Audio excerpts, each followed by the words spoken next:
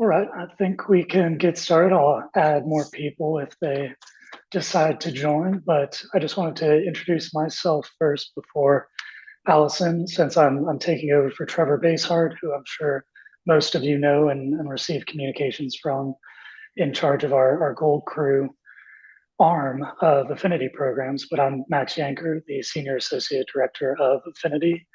I was just telling Allison that Affinity is all about shared interest, shared identity, but the reason students and Gold Krewe are under that umbrella is because we really believe in the student to alumni transition and making sure that students that have passion, that have interests, have an alumni community waiting for them on the other side to engage with, and to have all these varied events that aren't just the wonderful crawfish boils and Mardi Gras parties that we all kind of enjoy, but just to have a little bit more targeted, unique sources of engagement and events and programs. And the silver lining of the post COVID world is that we're all very Zoom ready and are able to expand that even more with all these virtual events. And I can introduce Alison now, but we're pleased to welcome Alison Midollo, Business 2016 fellow Gold Krewe, fellow Tulanean. She is our end of day stress release expert. Alison holds a Bachelor of Science in Business from Tulane, registered yoga teacher, holistic health coach, and Reiki practitioner dedicated to helping her students and clients restore balance and peace in their minds and bodies. Her approach emphasizes the importance of slowing down and prioritizing self-care. We thank Alison for taking the time to be here today, and let's all welcome her. Thank you so much, Max. Hi, everyone. I'm so grateful to be here, meet you all for this, special session today that I know is probably really needed, especially right now. So I wanted to give a little overview and background of who I am and really my journey since graduating Tulane.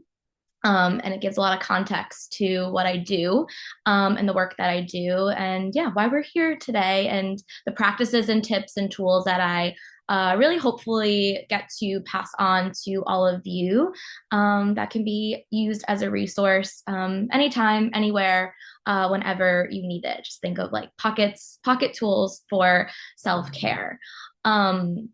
So, like Max had mentioned, I graduated from Tulane with the class of 2016 from the A.B. Freeman School of Business. When I graduated Tulane, I moved back to New York City. I was born and raised in New York and was very excited to start my career in Manhattan. I found myself in the fashion industry, which was something that I dreamed of, had a few internships in, and was really excited to dive right in to that whole world, that whole industry. I was super passionate and very creative. I loved style and the artistic expression of it. And so I found myself in an early sales assistant role, working for luxury brands, and really loved the aspect of infusing creative marketing and branding, and also working with all different teams to create product from inception and design and concept to the floor and to the consumer. So that was where I say my career started off, my first dream career, working in the fashion industry and growing really quickly in a sales role, eventually having the opportunity to manage my own accounts, build my own relationships, and really run different businesses, start different businesses from the ground up in terms of different categories. I worked in menswear, I worked in activewear. And while I was working, I was in an industry that was pretty high stress, still is, it's known to be, and really needed an outlet for my own stress relief. And so it was actually at Tulane when I started to practice yoga. My first yoga class I ever took was, I think, junior or senior year. When I was at Tulane. And it was a practice that I started to connect to that really helped me a lot to just feel better, to feel relief, and to really what I was most really passionate about, or saw a lot of benefit from was setting an intention at the start of my practice and really bringing focus to, okay, what do I want out of this next hour? Why am I showing up for myself, giving back to myself in this type of way? And that really started to resonate all throughout my life, throughout my day. So I would go to yoga in the morning before work, and then take that intention with me. And that practice would really stay with me throughout the rest of the day. I noticed that on days that I went to the yoga studio in the morning and practiced moving my body, breathing, setting intention, my mental health, emotional health, my physical health, I felt so different on those days than the days that I did not do that. Um, and so I got really close with the yoga community in the yoga studio that I was practicing at. And it came time for them to host a teacher training, and I was really interested. My mom's a Pilates instructor, so kind of runs in the family, and I've just seen her guide classes, teach classes, and help people with their health and well-being. And it was something I always really liked. And even in my office, I was the one with all the health books and the healthy foods and wanting to help people just feel lighter and feel more relief. So that was when I took my first 200-hour yoga teacher training, and it completely changed my life.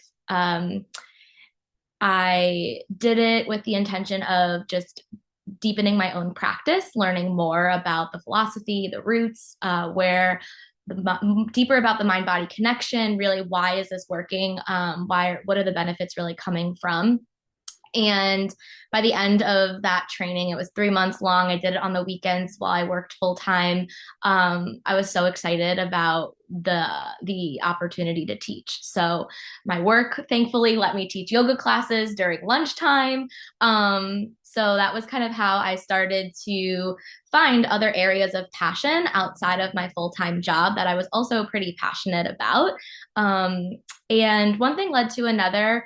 I started to experience a lot of burnout at the job that I was at, and I could only do so much outside of that role. And because the burnout started to become really chronic, a lot of my health issues started. I would get severe migraines, back pain, brain fog, fatigue. It kind of seemed that anything I would do, even while I was taking care of myself, wasn't sustainable and wasn't really working for me.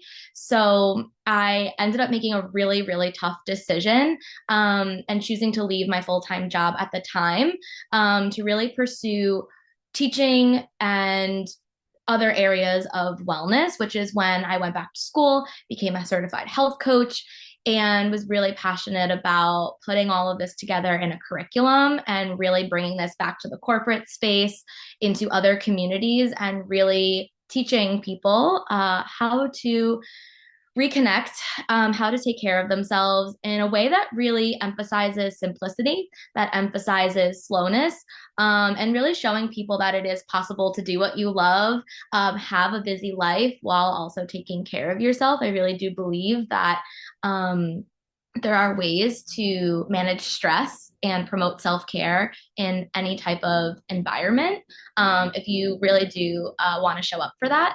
And so that was right before the pandemic. And when the pandemic started, I was no longer able to teach in person. So everything shifted virtually. And before I knew it, I was an entrepreneur, a business owner, and running an online business, teaching yoga, running coaching groups, and really focused on helping people move through the very stressful, high anxiety and uncertain time that we all experienced 5 years ago. So it's been a really cool journey. And that initial pivot was so not anticipated, but I'm so grateful it happened. So I've been working in the wellness space for the last 5 years, and everything has evolved and grown. I've, like I said, re-entered the corporate space, teach a lot of workshops, teach a lot of classes, groups, privates. I run retreats now here and there, as well as online group programs, online workshops. I love engagements like this where I get to be with close community and really share these tools and techniques that have really, really helped me manage my stress levels and really just help me feel a lot more vital and improve my well-being overall. And yeah, I was very fortunate to experience moving from New York to San Diego in the last few years. So I was out in California on the West Coast doing a lot of this work. And then last year moved back to the East Coast. I'm back in New York where everything began. And I'm doing all the same things now virtually and in person, teaching classes, guiding groups, as well as still dipping my toes in retail here and there when I get the chance to work in a store or take on some styling.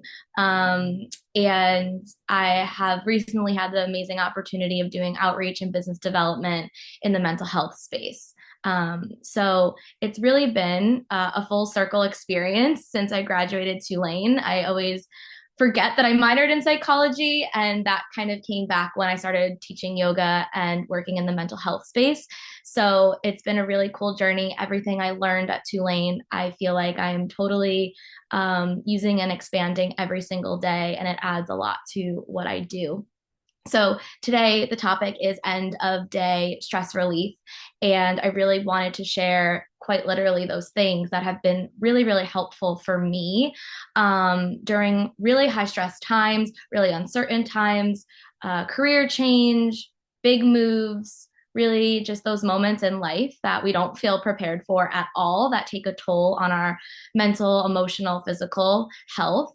So I wanted to shift into talking about that today, and also give you just a little more context too of what I find really helpful and really fascinating, which is talking about the mind body connection and just giving a very, very high level overview of the stress response and what really is happening internally. Because I think when I really learned a lot about the anatomy and the mind and body, it was so helpful for me to understand all of the things that are really happening when we are in states of stress versus when we are in states of rest.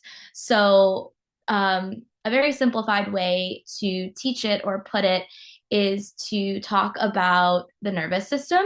And when we are in a state of stress, we are typically in a state of fight or flight, maybe a state of freeze. We are in a state of stress that the body is preparing to survive. It's a survival state. So you might even take a moment to reflect on what that might feel like in your experience, mentally, physically, emotionally, right? When you feel or experience stress, your heart might start racing.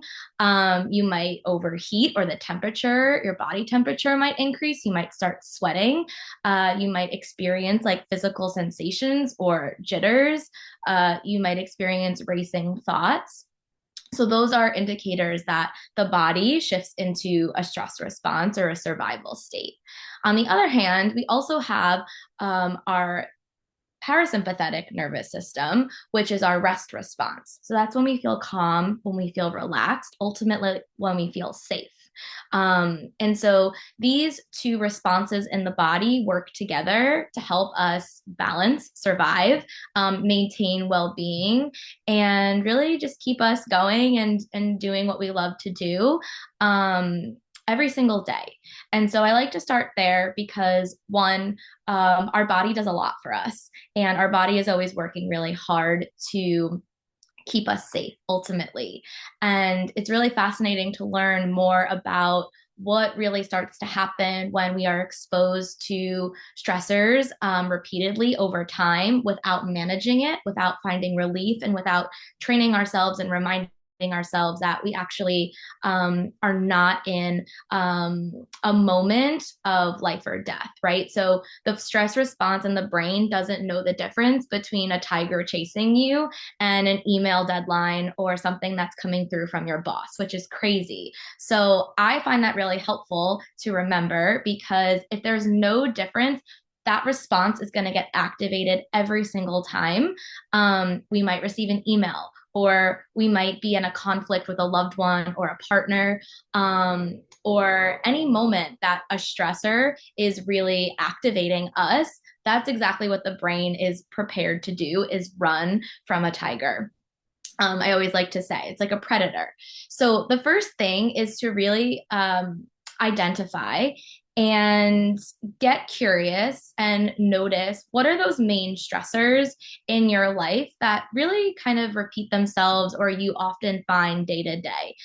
This varies for everyone, but I always encourage my students, my clients to, in the beginning, just get familiar with what's happening day to day and what really sets off that stress for you, without judgment. There's no need to judge it. It's a really human and natural thing for us to be activated in a state of stress and that type of state, because ultimately it is there to protect us and keep us alive. So we want to use that to our advantage and conserve that for the times that we actually do really need that, right? There are certain moments where our adrenaline and our cortisol levels need to increase so much to help us flee in a state of danger. But we also want to be our own best advocate and help our bodies and our brains and our minds understand that maybe the email is not so threatening, right? And there is something internally being activated that we can tend to instead and use a tool, a practice, a technique to really help regulate our system. And so, what I love to, in addition to, so first identifying what it really is that are those stressors, and then getting curious about what that physically is like in the body. So what do you notice happen? Identifying. Sometimes I like to guide my students and clients to draw out the body or get a diagram of the body. In my group programs, we do this, and really just identifying marks off of your body.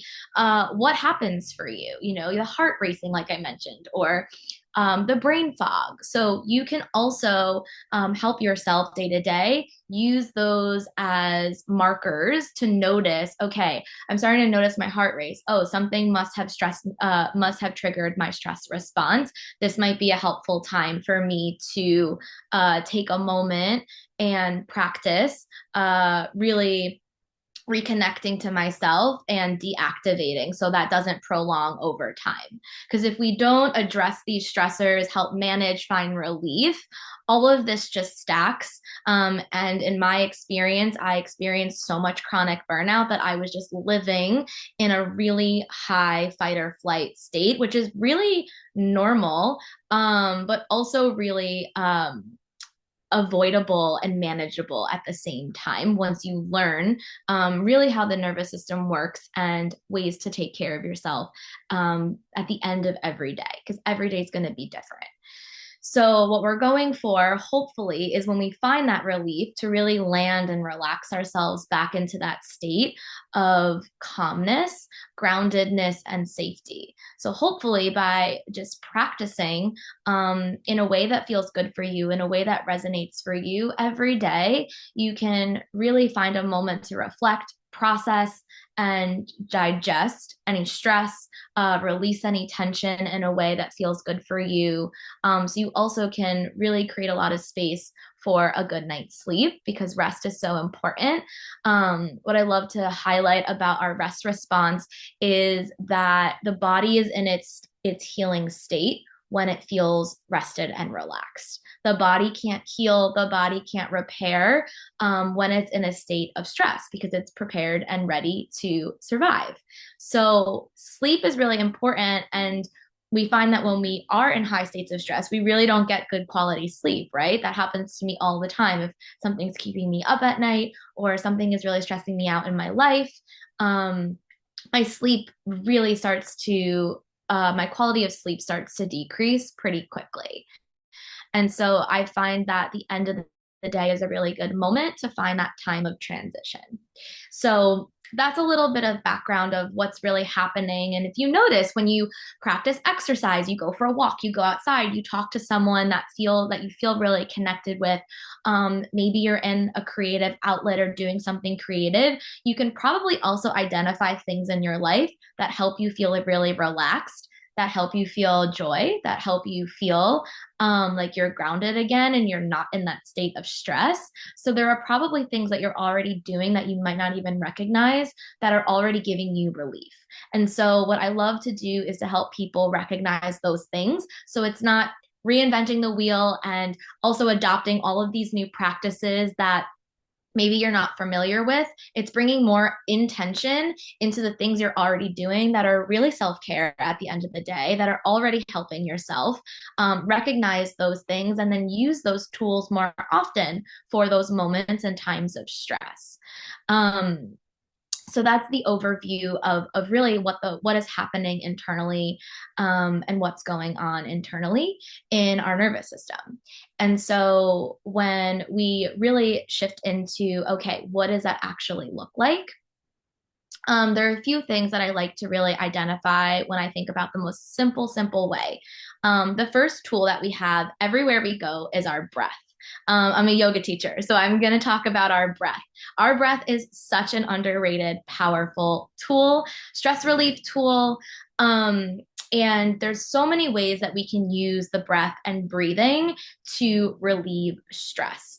And I like to really encourage people to find a breathing technique that they really love, because over time it really does show really powerful benefits in just really helping maintain and stabilize your system. And so there's a few breathing techniques that I want to share today that we're going to practice together so you get to actually experience what that feels like. So we'll get some relief in real time.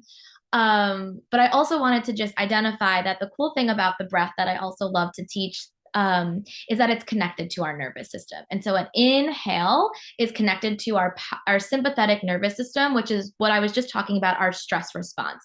So that inhale is really that activating energy inside of us that's activating our stress response. But the exhale is what deactivates that and then reactivates the rest response, which is really why when we're, in those moments, you hear someone say, take a deep breath, right? And what that really does to the body, that's what's actually happening. That's why people say that. That's why it's so important to remember to breathe, because breath is the most vital thing that we have. When we stop breathing, we restrict life force, and that's the moment in which we're no longer living.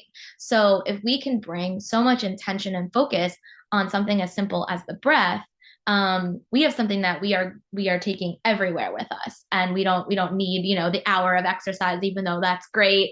The self-care things, the face mask, and the other things, the sauna, right? So the breath is something that I really, really love to stress and emphasize. And so I want to teach three different breathing techniques that we're going to explore together. And the first one is called box breathing. The box breath, you might be familiar with it already. It is breathing in sequences and counts of 4, and you are drawing a box with your breath. So you're inhaling for 4, and then you're holding your breath for 4, and then you're exhaling for 4, and then you're just holding that emptiness in the body for 4 counts.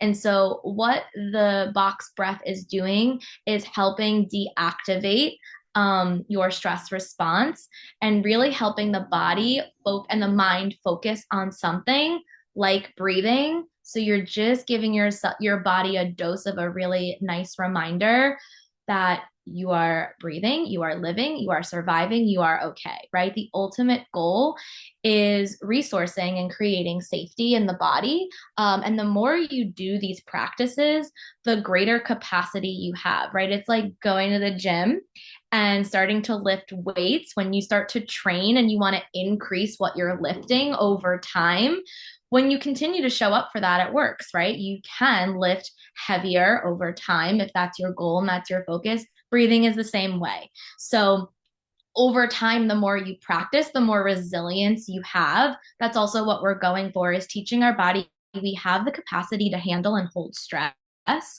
and we can also let it go. What usually happens is we just hold on to stress, and we're not giving ourselves enough moments of letting go, relaxing, and releasing it. So the box breath is one way to do that. So you can do it wherever you are. If you are seated down like I am, I just encourage you to lengthen your spine. You can also do this with your eyes open or your eyes closed. I am going to guide and count us through it. So we're just going to take a deep breath together to begin. We'll just do a cleansing breath. So you can breathe in through your nose and let the breath fill your body. And then just open your mouth, exhale. Do that again. Breathe in through the nose and fill up. And then exhale, letting that go. And then the next time we're going to breathe in for a count of 4, 3, 2, 1. And then you're going to hold your breath for a count of 4, 3, 2, 1. And then exhale for a count of 4, 3, 2, 1. And then hold again for a count of 4, 3, 2, 1. We're going to repeat that 3 more times. So inhale for a count of 4, 3, 2, 1. Hold your breath for a count of 4, 3, 2, 1. Exhale, 4, 3, 2, 1. And then hold empty for a count of 4, 3, 2, 1. Halfway there. Inhale, 4, 3, 2, 1. Hold, 4, 3, 2, 1. Exhale, 4, 3, 2, 1. Hold again, empty. 4, 3, 2, 1. Last time. Inhale for 4. Hold for 4. Exhale for 4. Hold again for 4. And then another cleansing breath in. You can breathe in again. And a big breath out again. And just take a moment, whether your eyes remain closed or you can keep them open. Just take a moment to notice what that feels like in the body. You notice a shift, you notice a change. You can blink open your eyes. Totally forgot about the chat. If you want to drop any feedback into the chat, any questions into the chat, I welcome that. Yeah, how did that feel?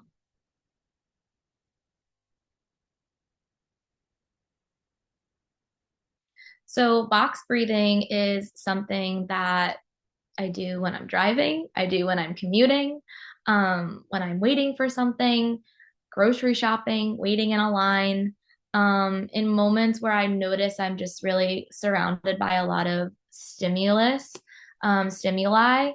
It is really, really helpful. Cool. Joseph says it feels relaxing, actually. Thanks. You're welcome. You did that. And we all can count. So you can really do that. It's definitely easier to do it when you're with someone, they're counting and they're holding you accountable and guiding you. But you can find these practices online on free apps. I have a YouTube channel. So box breathing is great. I love box breathing. And another thing that I want to mention is that these tools are not meant to use to bypass stress completely. We want to also honor and recognize and bring acknowledgement to things that are stressful in our life. Stress is real, stress is valid, and stress is really normal, right? So we also don't want to live in this perfectionistic place that we're doing these things to alleviate stress 100%, so we're never going to experience it again. Like I mentioned, our stress response keeps us alive and in survival. So we want to have that. I will share my YouTube channel at the end. It's Alison Midollo Yoga on YouTube.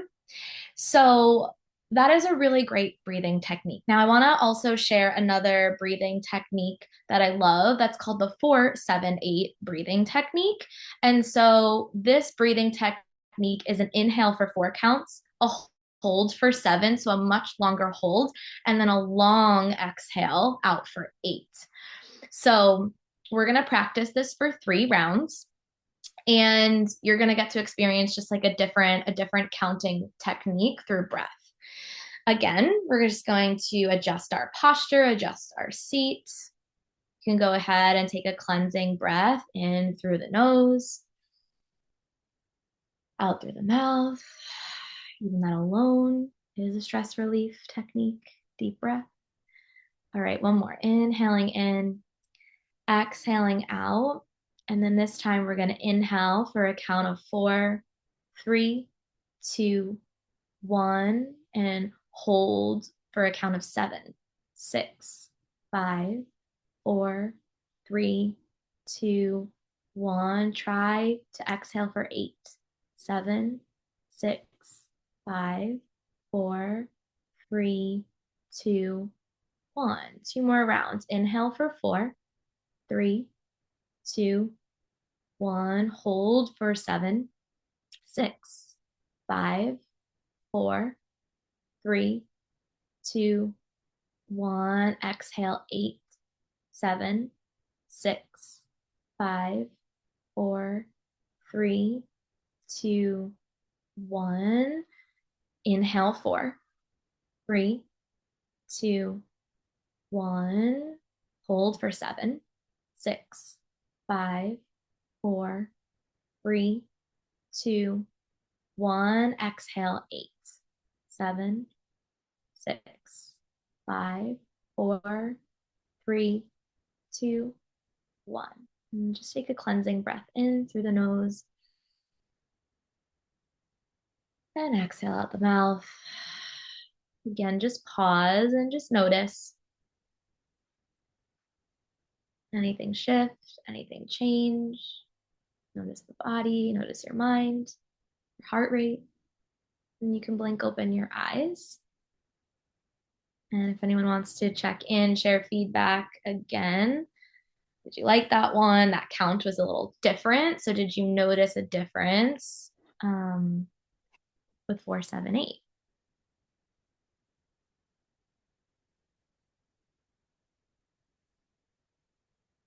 So that one I really love to do actually like while I'm laying in bed, falling asleep. I find that a longer held exhale. Yes, Max just shared that he has used that one for sleep and it works. It really does. It's really cool. I love 4, 7, 8. The first time I started teaching all these techniques, I'll never forget. My dad asked me a lot of questions and I taught him the 4, 7, 8 breath. And all the time he's like, Al, 4, 7, 8 breathing. I'm doing it. I'm doing it. So this is for everyone.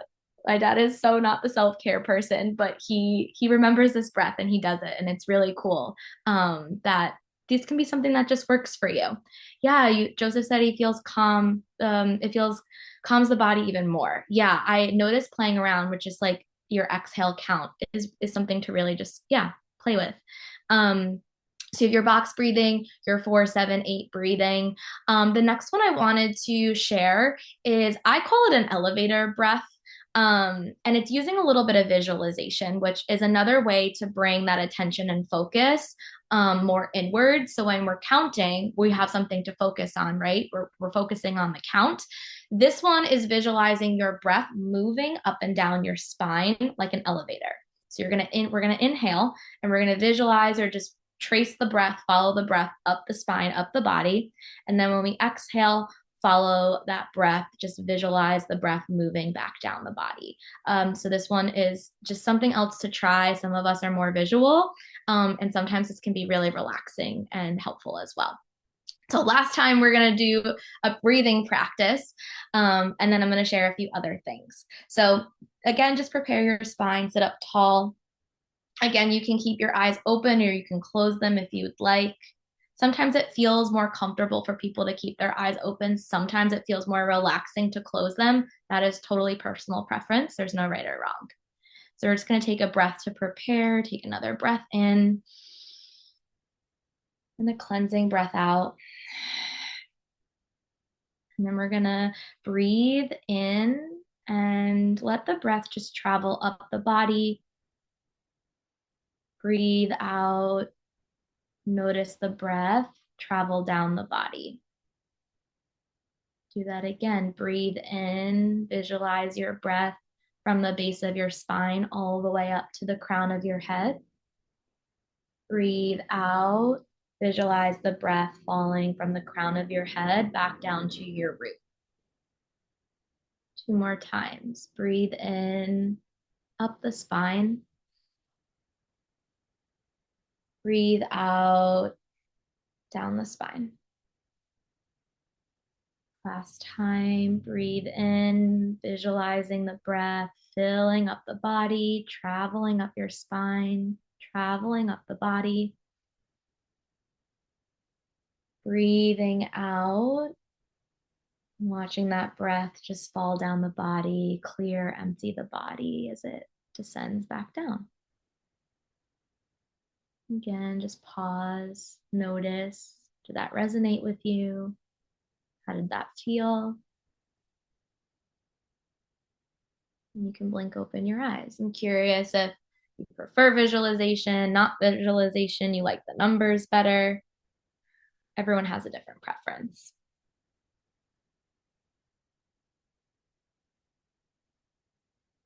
But that breath intentionally or the visualization is helping you play with like fullness and emptiness. And that's just a way of helping the body, reminding the body that there's, equilibrium to be found. And every time we breathe in, we are eventually going to breathe out. Typically, most of our breaths are not conscious, right? We're breathing every single second of the day. We don't need to constantly remind our body to keep breathing. That would be the day, right? If we had to do that. So we already have this intelligence that is non-conscious in us. But the beautiful benefit of bringing more consciousness and intention to your breathing is that that's happening, and the power of that. You are safe. You are living. You are breathing. The breath is our body's way of knowing we're alive, and that's, like I mentioned in the beginning, our vital life force. So we can bring that reminder to our breath. Very cool. Joseph said it actually opened the chest for more air. That's really cool. I'm really glad you said that too, because a lot of times when we are in a state of stress, we're breathing high up in our chest. And what we're going for in deeper relaxation and helping ourselves feel more grounded, feel that relief, is to bring the breath back down into the belly. When we're breathing deeply in our belly, you might have even heard of that technique, diaphragm breathing, belly breathing. You're giving a massage to your organs by doing that, by breathing deeply into your belly. So when our breath is trapped up in our chest, that's like that fight or flight response, right? Like we're holding on to that stress, that anxiety, that fear. When you open and expand and allow the breath to fully come back down fully into the belly, you are able to access a lot of relaxation from that. So cool that you experience that openness. So yeah, the breath is one of the things that I love to highlight as your end of day stress relief. Don't wait for the end of the day either. This is something you could start at the beginning of your day, throughout your day, things that you could do to also help yourself throughout the day is set reminders on your phone, or keep a little sticky note by your desk, or maybe in the car, just reminders to breathe. Sounds really silly, but it's really, really powerful. And I encourage you to try it on and just see what you notice. If you can find relief in these minutes together, right, while doing this here, imagine what that would look like throughout the day, throughout the week, in life, if you were just able to bring more awareness to something you're already doing, right? That was the key way of simplifying your stress relief, is to really emphasize something you're already doing. Okay, awesome. Do we have any questions about breathing before we move on to the next practice? You can ask them in the chat, and I could do a little Q&A at the end too, and open up for some questions. Alrighty, so the next thing I wanted to guide is just some really slow, intentional movement. Something that I truly believe in is the power of slowing down. Really, that helps everything in the body to reorient and recognize, oh, right, I'm not in a threatening moment right now. And the beautiful way to do that at the end of the day is just some really gentle movement. So we're going to be moving through our wrists and our hands right now, and then through just like our head, neck, and shoulders. So if that's something you want to participate in, you're welcome to join us. Otherwise, you can watch, or very powerfully, you can also visualize yourself doing these things, which also can bring a lot of stress relief. If you've ever done a visualization meditation, you're picturing yourself on a beach or somewhere peaceful, and then you experience the feeling of being on a beach, right? Like you're not actually there, but you can experience it. That's what we're going for with all of these practices, is just reminding ourselves that we can experience relaxation and moments of safety and groundedness, even in moments of stress and uncertainty. They can coexist. So first, we are going to just move through the head, neck, and shoulders. So if you'd like to practice, you can drop your chin into your chest, and then very, very slowly, you're just going to start to rock your head side to side. So you'll move to the right, let the head come all the way down through center, move to the left, and do that a few times. And while you're doing that, just being mindful and noticing there's tension living in your neck or in your shoulders. You can feel the weight of your head here, maybe. Yeah, give yourself what you need. And then if you'd like, you can turn that into full circles. And you can just create a full circle. Let the head go all the way back and around, forward and down. So do that for a few rounds. Wherever else you want to go, just move the head.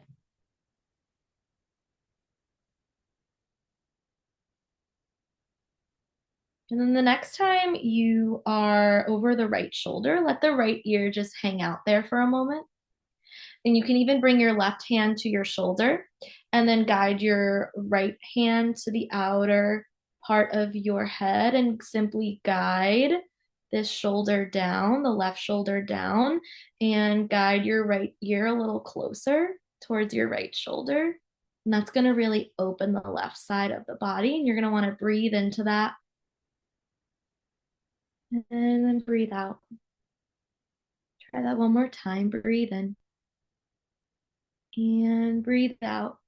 And then you can drop the hands down, bring the chin into your chest, and then roll the head over to the left side. And same thing, bring the right fingertips to the right shoulder, sweep the left arm up and over, gently guide your left ear closer to the left shoulder, and draw the right shoulder down with your fingertips. Breathe in again. This time opening the right side, breathing out again.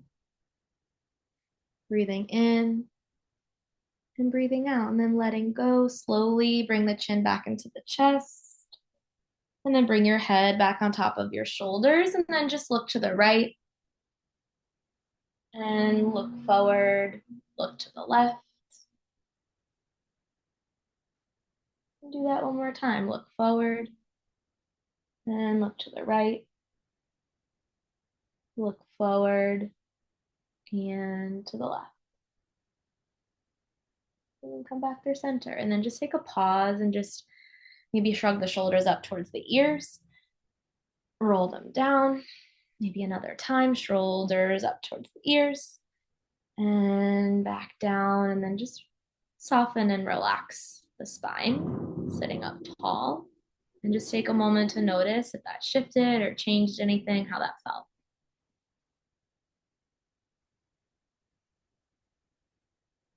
I'd like to check in, share anything you notice. That one my students love. I always start class with that. We hold so much tension and stress on our shoulders, right? So it's cool to get to notice too where you carry your stress and hold your stress. That might be where you want to start finding practices that help focus on that area of the body. So this is something you could do just on the couch at night, before or after dinner, in your bed, just a few little head circles. Little movement of the spine really helps rinse and release some tension. Cool. Something else I wanted to share is that same intention, but through the hands. The hands is also another area where we hold, quite literally, right? We're gripping when we feel stressed. So just taking your hands out for a moment and just rolling out the wrists. I love that. You're very welcome. Like I hear some cracking in my wrists. All good. That's just the body releasing its tension. You're gonna like curl your fingers in a little bit as you roll circles, open and close your palms. Any just organic movement you want to give.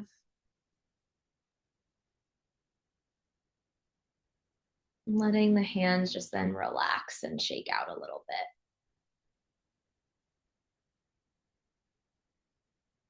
This is also something you could do with your ankles and your feet. We're on our feet all the time. Our feet support us so much. So then you can just relax the hands down. If you're in a chair and you want to give a few circles to the ankles and feet, go for it. And then just taking a moment again and just finding a pause and noticing what that experience was like, what that felt like in your body. Awesome. So we got breath, we've got some movement. I like to teach really simple movements that are really powerful and effective. Chair yoga is really great, right? We don't need to always roll out a mat and move through the whole body and do, a 60-minute flow or anything like that. Um, Restorative yoga is really powerful too. We don't have time for that today, but I will share my YouTube channel, the link for it, when we're about to close out.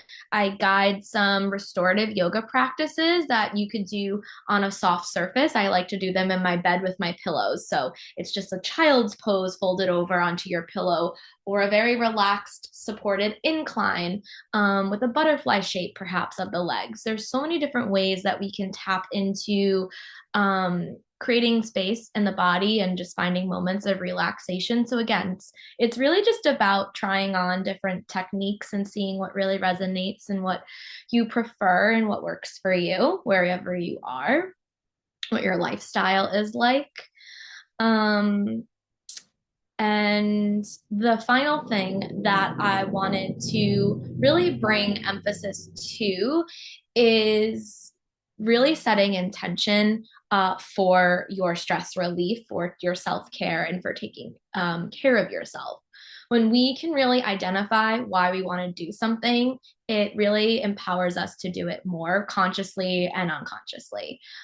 So, like I've experienced in my yoga practice, I go to my mat, I want to practice balance today. I go to my mat, I want to practice strength today. I go to my mat, I want to practice grounding today. Whatever that intention is, manifests over that period of time. So what I love to do is to set intention in your life with your stress, with your self-care. So that can also be a really specific vehicle and tool for you to practice these things, because maybe again you notice that there are things that connect to that feeling or that sensation that you are doing already that you're just not recognizing as really working and supporting you. Cooking could be something like that, right? Or I know people who have really turned their shower into something that's really relaxing and stress relieving. So bringing intentionality into what it is that you're already doing. And I call it a self-care stack. And I like helping my clients see, okay, if you're already cooking, how can that be more mindful? How can that be more intentional? How can that be more stress relieving? It really can. Anything creative, some reading, being in connection with someone, getting outside in nature is another one. So there are just like a laundry list of things that really can be stress relief, but it ultimately is going to be what that is for you. So it's up to you to decide what really relieves your stress, what feels good for you. But even deeper, what is it that you want to experience? Do you want to feel or experience relaxation? Do you want to experience high energy? There's all different things that we can play with that we want to why we want to show up for this, why we want to practice these things. Breaths can be practicing different breathing techniques can be really common other breathing techniques can be really uplifting and energizing. And so from moment to moment, you get to choose what it is the intention really is for you. And then starting to really connect, okay, if I have the intention to feel more energy and that's the relief I'm looking for, I do these things. Oh, I'm looking for more relaxation and more grounding, and I'm ready to slow down and really end the day. These are the techniques that I want to use. So you kind of want to have a spectrum of self-care tools in your toolbox, I like to say. But I really love to emphasize grounding in an intention. Set an intention for your self-care, for your stress. Ultimately, what is that purpose for you? What do you want to experience? What do you want to feel on the other side of that, if that makes sense? So those are the top three things that I really like to focus on: breathing, some movement, and your intention. We did some different practices, and I wanted to make sure there was time to answer any questions. If there are any specific questions, I can share other resources. I'm also going to pull out that YouTube link for you all as well. You'll see meditations on there, some shorter practices. I'm really here for simplifying and finding time for things. So all of my practices are typically anywhere between 5 and 10 minutes. But yeah, if anyone has any questions, feel free to ask. Let me know. I'm going to pull up that YouTube link.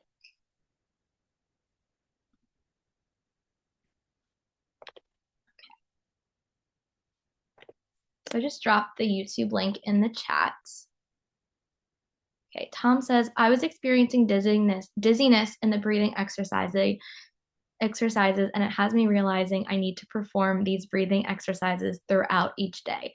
I'm going to make a conscious effort of it anyway. Thank you. I really appreciate you sharing that. I want to also validate and normalize experiencing dizziness is really normal. And I am very excited and grateful to hear that you are making a point to keep practicing that, and that's what you took from that.